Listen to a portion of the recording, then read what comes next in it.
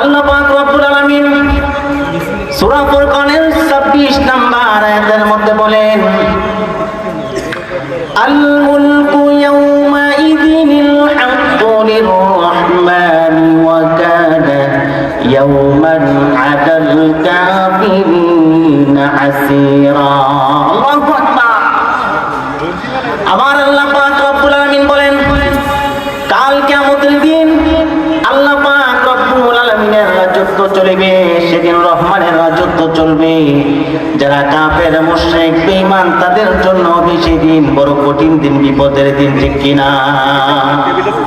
সেদিন কাফের মুশরিক বেঈমান যারা আছে তাদের জন্য হবে মহা বিপদের দিন। তাহলে আল্লাহ পাক রব্বুল আলামিন যদি কাল কিয়ামতের দিন রাজত্ব করেন, তাহলে আজকের এই দিন কার কথায় চলে, কার অনুমতিতে চলে? আজকের এই দিন যা কিছু আছে সব কিছু একজনের কথায় চলে, তিনি কে? আল্লাহ। তাফসীরে কিতাবের মধ্যে এসেছে আল্লাহ পাক রব্বুল আলামিনের কথায় কাল কিয়ামতের দিন চলবে, তার মানে হলো আল্লাহ পাক রব্বুল আলামিন এই দুনিয়াতে বান্দাদেরকে কথা বলার বাক শক্তি দিয়েছেন। আমরা যখন যা চাই তাই বলতে পারি, কিন্তু এমন একটা দিন আসবে, ওই দিন আল্লাহ ছাড়া, আল্লাহর অনুমতি ছাড়া অন্য কেউ মুখ করতে পারবে না, ঠিক কিনা? আল্লাহ পাক রব্বুল আলামিন বলেন, ইয়াউমা ইয়াকুমুর রূহু ওয়াল মালাইকাতু সাফফান লা ইয়াতাকাল্লামুনা ইল্লা মান আযিনা লাহুর রহমান। আল্লাহ পাক রব্বুল আলামিন বলেন, সেদিন রূহ এবং ফেরেশতা সারিবদ্ধ হয়ে দাঁড়িয়ে থাকবে, রহমানের অনুমতি ছাড়া কোনো কিছু বলতে পারবে না, কোনো কিছু করতে পারবে না। তাফসীরে কিতাবের মধ্যে এসেছে, মুফাসসিরিনে কিরাম তাফসীরে কিতাবের মধ্যে এই আয়াতের ব্যাখ্যায় বলেন, ইবনে আব্বাস রাদিয়াল্লাহু তাআলা আনহু বলেন, কাল কিয়ামতের দিন আল্লাহ পাক রব্বুল আলামিনের রাজত্ব চলবে। আল্লাহ পাক রব্বুল আলামিন যারা দুনিয়াতে ভালো কর্ম করবে তাদের ভালো ফলাফল দিবেন, আর যারা দুনিয়াতে খারাপ কর্ম করবেন আল্লাহ পাক রব্বুল আলামিন তাদের প্রতিদান হিসাবে খারাপ ফলাফল দিবেন, ঠিক কিনা? এরপরে আল্লাহ পাক রব্বুল আলামিন যদি ইচ্ছা করে কাউকে ক্ষমা করে দেয়, এটা আল্লাহর ব্যাপার। তাহলে আমরা কি কাল কিয়ামতের দিন আল্লাহ পাক রব্বুল আলামিনের কাছ থেকে ভালো প্রতিদান নেব না খারাপ প্রতিদান নেব? এই ব্যাপারে হযরত আবু হুরায়রা রাদিয়াল্লাহু তাআলা আনহু হতে খুব চমৎকার একটা হাদিস পাওয়া যায়। একবার রাসূল সাল্লাল্লাহু আলাইহি ওয়াসাল্লাম সাহাবায়ে কেরামদেরকে উদ্দেশ্য করে বলতেছেন, আতাদরুনা মিনাল মুফলিস। ও সাহাবায়ে কেরাম, ও আমার সাহাবায়ে কেরাম, তোমরা কি জানো কাল কিয়ামতের দিন দরিদ্র কোন ব্যক্তি? সাহাবায়ে কেরাম উত্তর দেয়, আল মুফলিসু ফিনা ইয়া রাসূলুল্লাহ মাল্লা দিরহাম লাহু ওয়া লা মাতা।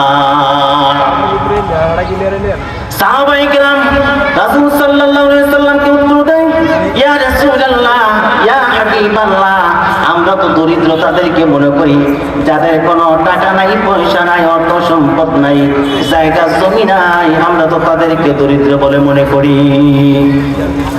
এবার রাসূল সাল্লাল্লাহু আলাইহি ওয়াসাল্লাম সাহাবায়ে কেরামদেরকে বলতেছে, ও আমার সাহাবায়ে কেরাম, দরিদ্র কারা তোমরা জেনে রাখো, শুনে নাও।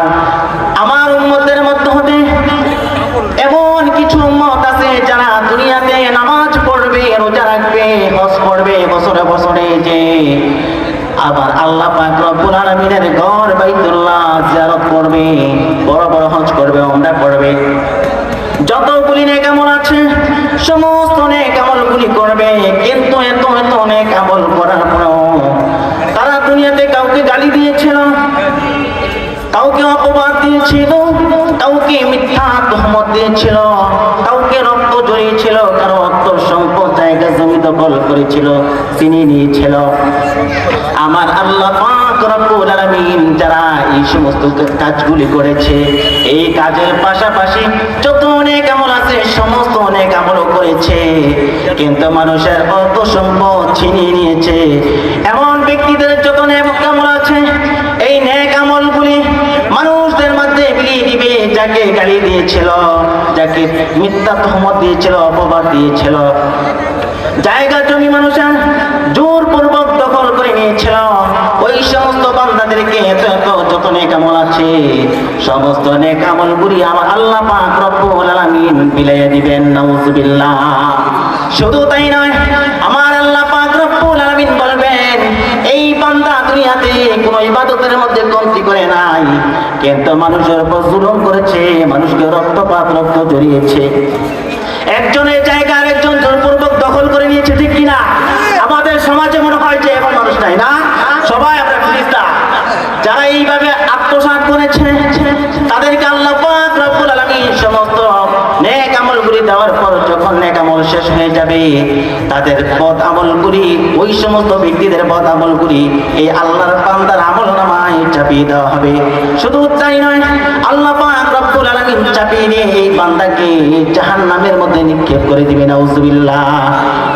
এই জন্য আল্লাহ পাক রব্বুল আলামিন সতর্ক করে দিয়েছেন, ফাল-ইয়াউমা লা তুযলামু নাফসুন শাইআন ওয়া লা তুজজাউনা ইল্লা মা কুনতুম তা'লামুন। আল্লাহু আকবার।